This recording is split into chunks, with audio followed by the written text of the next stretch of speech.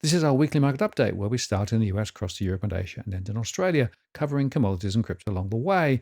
Well, it's been another extraordinary week as the MSCI Global Index hit a new all-time high, along with the S&P 500 and NASDAQ. Investors hope the US is moving swiftly to securing trade deals with its key partners and that Republicans are set to approve President Donald Trump's key tax bill soon, as well as betting that the US interest rates will also fall. The STOXX 600 in Europe, though, is off its all-time highs, and the ASX 200 also fell on Friday.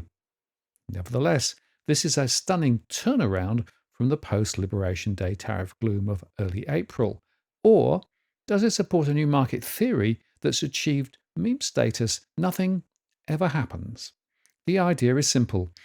Every time a supposedly market-shifting, world-shaking event arrives, its impact quickly fizzles out. The Russia-Ukraine war, it's a temporary blip. The collapse of Silicon Valley Bank and Credit Suisse, merely a week of turmoil.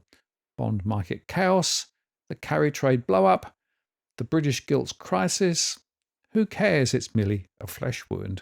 This theory got more attention this last week when The Economist columnist Mike Bird brought it into the mainstream with a piece titled "Investors Ignore World-Changing News Rightly."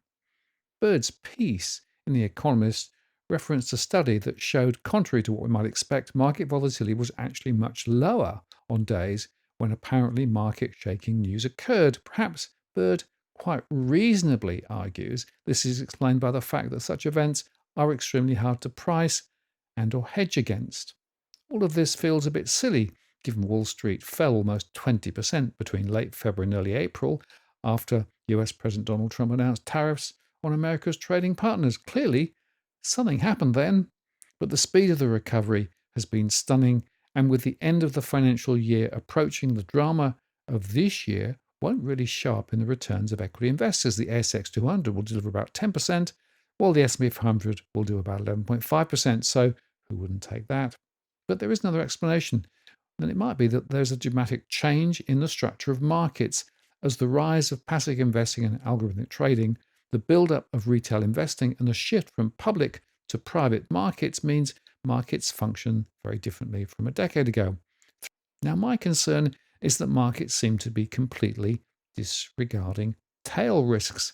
I discussed this with Harry Dent in my post this week.